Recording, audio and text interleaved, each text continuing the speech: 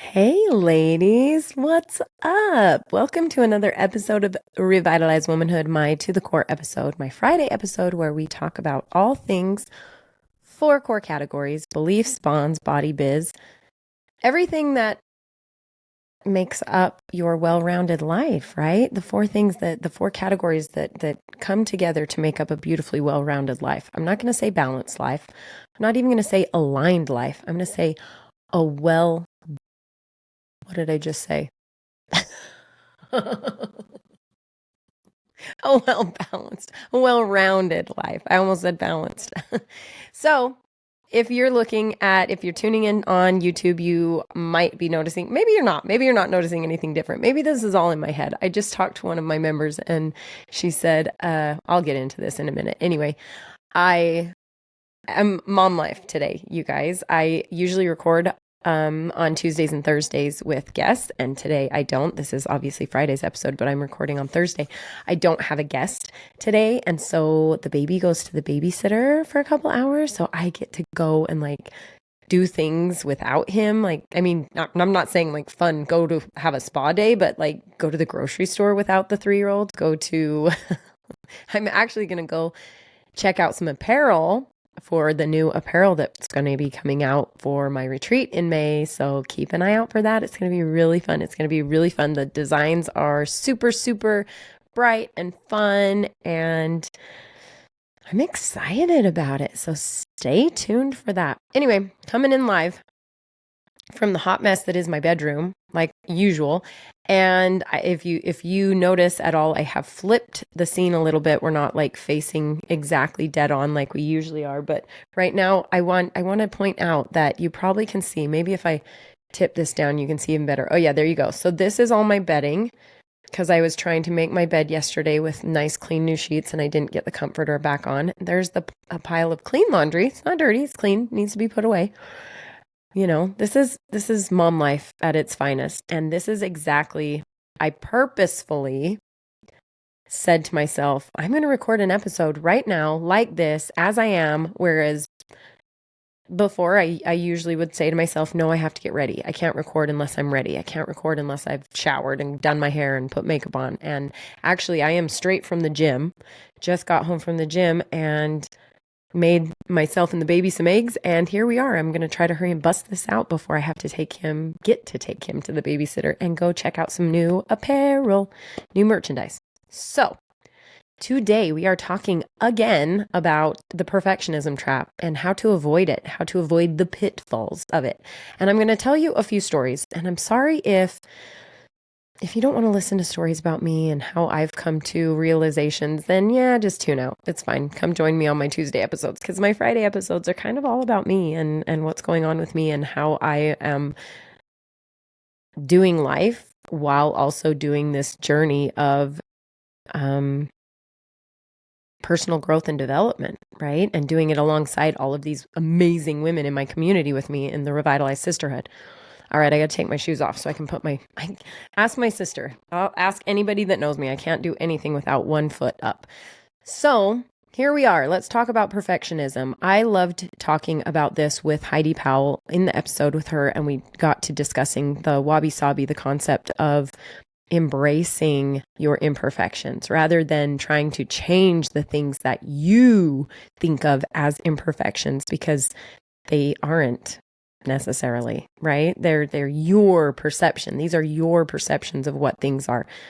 I have a definition. Let me see. I've got it right here. I've got some notes right here, and it says perfectionism is defined as the refusal to accept any standard short of perfection, which is so funny because whose definition of what's perfect? I mean, that just saying that, now that I've just said that out loud, doesn't that sound insane? Because who decides what perfect is? Excuse me.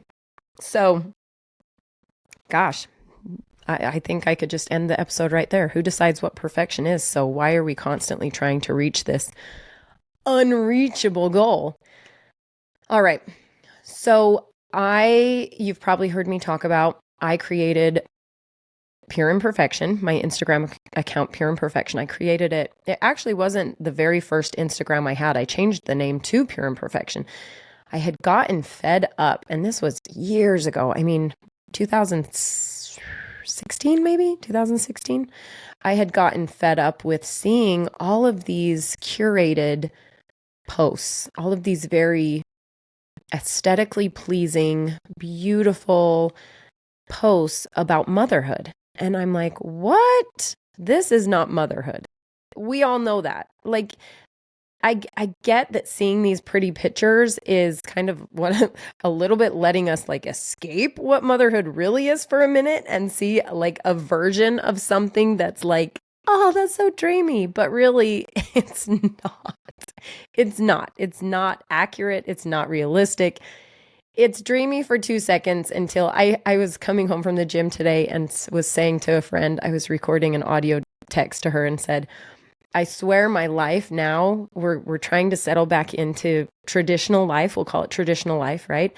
Not traveling, not seeing a new country every 3 days, not moving from house to house to house to house. And my kids are in sports, they are in school, I go to the gym, we're routine. We've got a routine, which is beautiful in its own ways. I'm not dissing that, but I said, I'm just heading home from the gym and gonna go clean my house. Wait a minute. I just caught myself saying that. And I feel like yesterday I said the same thing to someone else, just heading home from the gym to go clean my house. Tomorrow I will be heading home from the gym to go clean my house. Like constantly. Uh-oh, the 3-year-old's on the move. Oh, he's saying his show's over. I gotta go hit skip. The babysitter's not working. The babysitter TV is not working. I wanted to get this done before he goes to the babysitter. So we'll try to stay on course here. Anyway, no, I can't. I went off the course. I don't know how to get back to the path. So my journey with breaking all of the things that I feel I am type A. I am a perfectionist. So I started the journey of breaking out of the perfectionism trap in 2016 when I started the Pure Imperfection, my Instagram account, Pure Imperfection. And the point of it was to post about real things that are happening, real motherhood, going for a walk with my kids. That's not that glamorous, right? But that's real life. And it's perfect. It's beautiful. Or I'm trying to think back then. I posted a lot about messes and anyway, the concept has stayed true. I think I have stayed true. However, the point I'm going to make here is it is a practice. It's not just someone has figured this out and now they can do it well. They can do it perfectly. Oh, there's a notebook in this. See, like me, this is a perfect example. Me being like, oh, there's a notebook in the frame. Oh no, that's bad. Why is that bad? Like, who cares? Oh, you can't see my laundry. Like, that's bad. You shouldn't have to see my laundry. That's bad. Like, who decides that? Who decides what is right and wrong? I had this discussion with Rick, my husband, the other day, and I said, truly, I feel like I have truly done not an injustice. That's not the right word, but like I'm not doing this as well as I want to do it, but I'm learning, right? So I'm learning and I'm not beating myself up. I'm learning. But I had this realization that I thought, I do try to be very genuine. I do try to be very transparent. Obviously, there is a line in transparency, like how much do you show? I wrote a blog post about this, gosh, years ago when I had a blog, back when I had a blog. How much do you show of real life? Do you show the fighting with your husband? Do you show the screaming at your kids? Do you show the temper tantrums? Do you show, how much transparency? And honestly, I think whatever you feel comfortable sharing, if you want to be the kind of person that puts yourself out there to share and you feel comfortable sharing the level of you, then that's great. I'm not judging that, but everybody has to walk their own line. Everybody has to figure out what it is that they are comfortable sharing, right? So as someone who tries to share and tries to be transparent and tries to be genuine, I catch myself doing things that's like, oh, hide the laundry, right? And I like in that last couple episodes, I said, turn the camera. Let's play a game. Let's do a hashtag called hashtag turn the camera. Let's see what's behind everybody's cameras, because behind every curated picture on an Instagram post, I bet you there is a big mess behind it, right? Or there are kids screaming behind it, or there's a mom saying, be quiet, I'm trying to record something, or you know what I mean? Because we all feel like what's been modeled to us is what we have to do as well. What some other mom is doing, I have to do as well, because otherwise I'm not as good of a mom as her. Or what this couple is doing, they're doing, I have to do that as well, or else we're not a good, happy couple. We're not happy. So I think that is absolutely part of what goes into this perfectionism trap. So the work we want to do to avoid it is, first of all, I think the thing under the thing has to be your own self-worth. You have to identify your values, what you believe in, what you want for you, what you want for your family, and how much you love yourself and how much you are proud of the life that you've created and the life that you're creating, enough to not, and I'm not going to say not care about what other people think, because we're human. There's always going to be a teeny part of that, but to be satisfied and happy with what is. What is. This is my life, and it is what it is. So if someone came over to record right now, like, Gina, this is a day in the life, they would see my house, and it is what it is. I mean, that's it is what it is. It is. I clean up the toys once at night, because it would be like hitting my head against a brick wall if I tried to keep the dinosaurs in the dinosaur bucket all day long, because he pulls them out all day long. My bed, I do try to make it, because I am a bed maker. So I do try to make it, but sometimes we're just rushing around and it doesn't happen. You know, my kids, I kind of feel like their room is their room, and it is what it is. So I have been on this journey for quite a while. I made the I admitted to my community not long ago that one of the things that I had to break, that I noticed, I was mindful of and aware that this was something that I broke just recently. 3 kids in, you guys. This is my 3rd baby.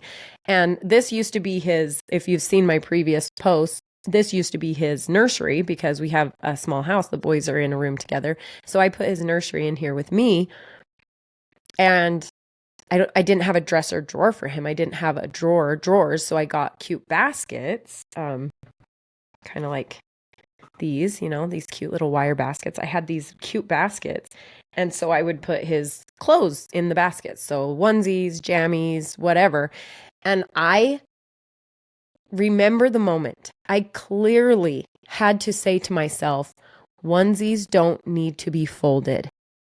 Pajamas don't need to be folded. They can just get thrown right in there. Same with my kids' drawers. Pajamas don't need to be folded. All of my kids' pajamas, up until 1 year ago, people, 1 year ago, I have a 12-year-old. So up until 1 year ago, my kids' pajamas and their underwear, I rolled their underwear. I folded their socks. Everything was put away so perfectly. And what good did that do me? Nothing, no good, because now I just let them throw their pajamas in their drawers and their underwear in their drawers, and they kind of fold their pants up and put them away however they can. And great. Yay. It actually is amazing. They do their own stuff and it takes a weight off of me. So who cares? Who cares? And so it's funny. It's a practice. So I wanted to talk about this again as a reminder, because even the people that you feel like, oh, they've got it all together, or, oh, they've got it figured out, or, oh, this, that, and the other, it is so wrong, because they do not. I guarantee you, they may have something figured out, but there's other things that they are struggling with and that they're working on. So my thing was, the other day I just recorded with this most beautiful guest. I think her episode comes out Tuesday.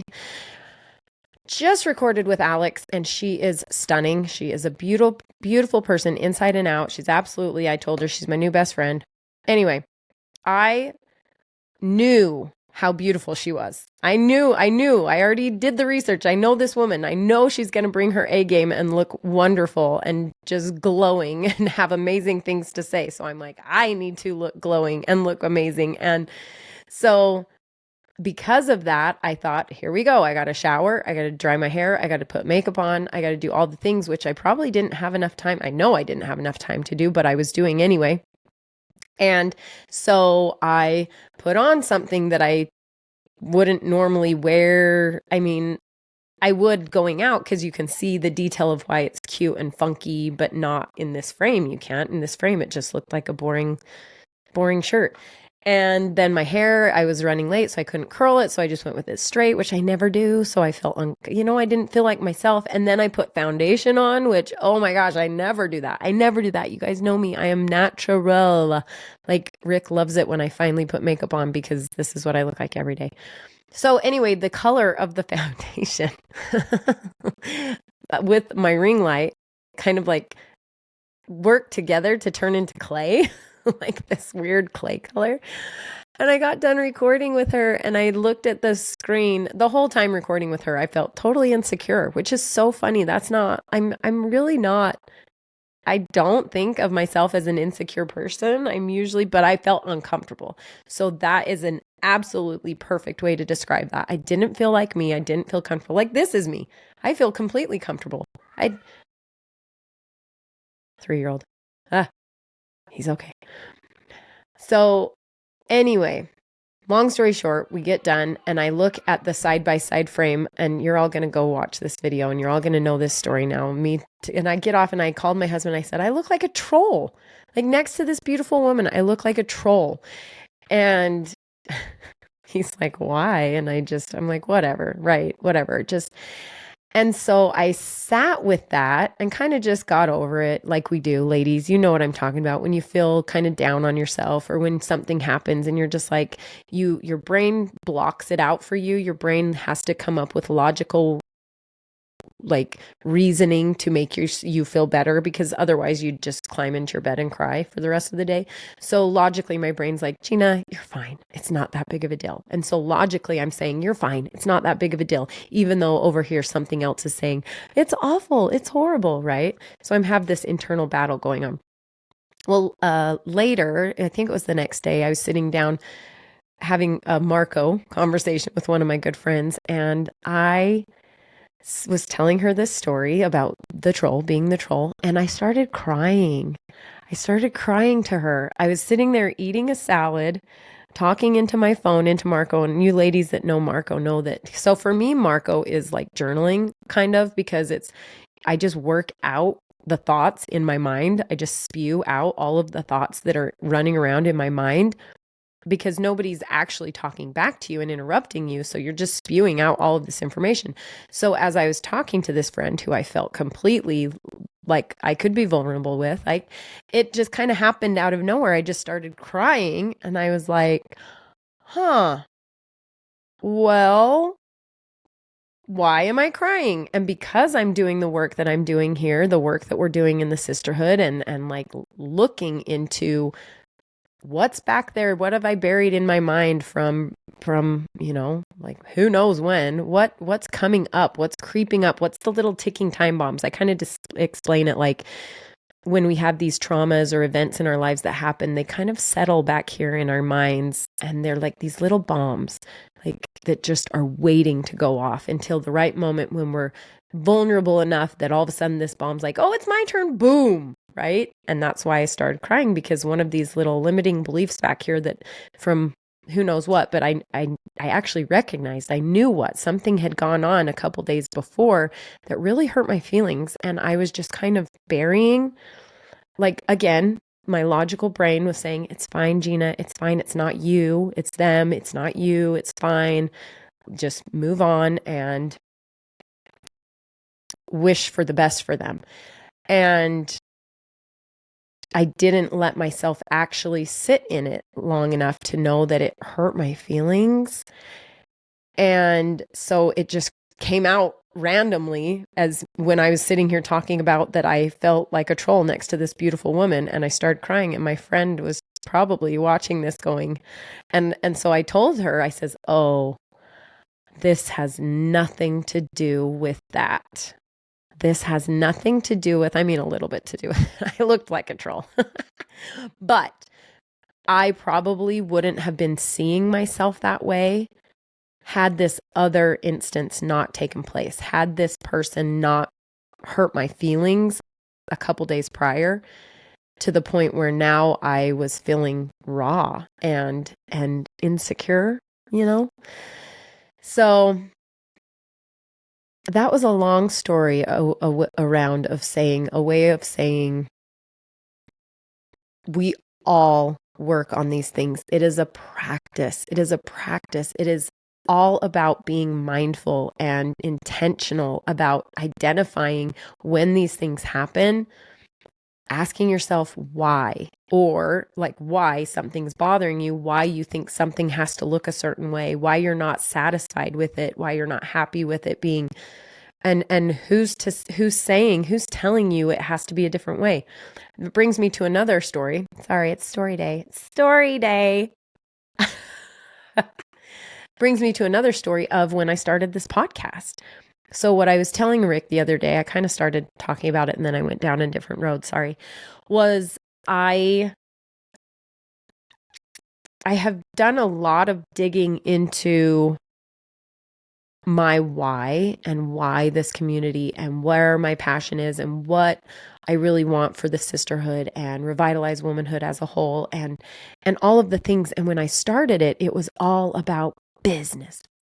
I mean, not, of course, obviously I wanted to help women. I wanted to be part of a community that helps women. So that's always there. So let's just not worry about talking about that because that's always there. But as a business, it has to do certain things. I have to get members. I have to put out podcasts. I have to put out Instagram posts. I have to have a marketing team, right? I have to. Otherwise, nobody even knows I'm here. So what's the point of even doing any of the content? Because nobody even knows I'm here. So I have to have a marketing team. I have to have a website. I have to have apparel. I have to have blah, blah, blah, blah, blah. And why? So this takes me back to why. Why does it have to be? Why does it have to be? Why does it have to be this? Why does it have to be that? Well, it's because it's what was modeled to me. I mean, really. And that's not a good or a bad. It's just, it is what it is. It's what was modeled to me. And what was modeled to me was a men's community. So, which now is so funny because yes, I get when we first started it, men and women, we know logically your head's like, yes, men and women are different. But we thought that the foundation of the communities could be exactly the same and still function the same. They cannot. They cannot. And the leader of that community and myself, we are two very different people. Very different people. Not good or bad, just different. Man, woman. I mean, first of all. Second of all, if you know Ryan, we're not the same person. We're very different people. Anyway, so he's doing it this way. And so I'm like, okay, I need to do it that way as well. I don't even know what a podcast is when I started this. Honestly, I'm so oblivious to what a podcast is. Hello, yes, I'm new. I admit it. I had no idea. So then I started binging all of these different podcasts and trying to be like, and then I heard someone say, don't do that. Do not binge podcasts. Do not go in and look at people who are similar to your like vibe and similar to your messaging, because then you start kind of mimicking them. And it's true. It is so true. And now I'm the one saying it. However, for the first bit, it's like I am trying to emulate something that's been in business for 9 years, 8 at the time. And this person who's putting out this messaging and whatever, and I'm trying to do this and it's not working. I mean, it's working in like, it's happening, but it's not working in the way that like, it's totally like fulfilling me and making me happy and bringing me peace and bringing me joy and bringing these women in my community, those things. That's actually a little different because I think I am exactly who I am with them. But I said to him the other day, I said, I think I'm doing everybody a disservice by, I feel like who I show up as in my podcast and who I am in real life. So the women that get to meet me at our retreats and stuff, So fun. Totally different. Me with Kelly in Minnesota, if you saw that post, us dancing and us like being so silly, like we're 16-year-old girls. And I think that is me. I think that's truly me. And I have not done a good job, I think, of sharing who I really am. I've been kind of being a person I thought I needed to be. I needed to be this podcast person. I needed to be this woman who runs a community and runs a business, this entrepreneur. I needed to be this. Like, why can't I be that but still be me? Why can't my flair be in there? Why can't I show up in my gym clothes and put on a podcast? Like, I can. Guess what? I'm doing it. And so the realization came when we were in Portugal. When I recorded that episode in Portugal, there was like a little cubby hole, a little attic crawl space cubby hole in that apartment we were staying at. And I went in there and set up a little podcast studio in there and recorded a podcast with my beautiful friend and member, Amy. And I was like, it kind of like clicked. It kind of clicked. And it was like, it can be whatever I want it to be. I am literally putting out podcasts from different countries. I have a podcast where I'm recording, holding a microphone in Costa Rica, out on a balcony overlooking the ocean and a pool. Like, it can be whatever I want it to be. This is me. This is Gina. So anyway, these things are examples of you have to determine what it is that's going to bring you peace. You have to determine what first your values are. And for me, my values are family, right? My family comes first. I am not a podcaster, community grower who happens to have a family. I am a mom and a wife who happens to have a podcast, and I sit down and talk on a microphone twice a week. I don't know, right? It's like I have this whole other life is me. That is me. Those are my values. And this business part, entrepreneur, community, podcast, it's just bonus. It's just things that I love to do because I love to do them. So do you see the distinction? You don't have to be one or the other. You don't have to be all. You can be whatever it is you want to be. Every time I say that, I think of the army. Be all that you can be.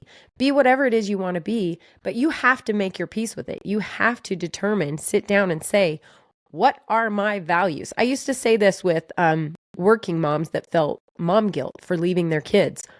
Or I have my friend who she said, I have this mom guilt when I'm at work. I'm guilty. I feel guilty that I'm not with my kids. But then when I'm with my kids, I feel guilty that I'm not doing my work the best I can. Right. And I said, do you know why you have that guilt? Is because you have not clearly determined what your values are. And if your values are that you want to be the best mom, then that means that your work already knows that you prioritize your family and you put your family first. So when you get called out of work because you have to go pick someone up because they're sick or because they're not doing well today, or for whatever reason, your husband needs help with something, your work understands because you set that value in the first place. You drew that line in the sand and said, hey, my priority is my family. Work comes second. Or you're someone who puts your work first and you prioritize work, and then you get a babysitter or you have a nanny, and that's fine too. But you determine what that is, so you make your peace with it. So mom guilt doesn't exist anymore because you have made your peace with it. So let's go through a couple of these things that I have listed. I came up with 5 ways to avoid the pitfalls of perfection. So we'll actually get to the actual like meat and potatoes of this episode, okay? Not just the storytelling. Embrace mistakes. Wabi sabi, you guys. This is embracing the imperfections. Pure imperfection, embracing the imperfections that make up your beautiful life. Oh, my squad leader call is in 5 minutes. I'm almost done. Embrace mistakes. Instead of seeing mistakes as failures, try to view them as opportunities for growth and learning, and accept that you are human. I am human. And making mistakes is a natural part of the process. It's actually really cool part of the process, really, because that's how you kind of figure out if something doesn't work, you try something else. And that's growth, you guys. That's amazing. Set realistic goals. The first person who ever told me this was Stephen Covey. Highly effective habits, or effective habits of, what is it? Habits of highly effective people. There we go. Sorry, it's been a while since I read that one. Set realistic goals, set attainable goals. Setting achievable goals allows us to maintain a healthy balance between striving for success and avoiding unrealistic expectations that we put on ourselves. So if you're a person that's like loves to sleep in, why would you ever be like, I'm going to start waking up at 5 a.m. But then you can't. You hit snooze, you hit snooze, you hit snooze. So maybe if you like getting out of bed at 9, start setting your expectations as I will get up at 8.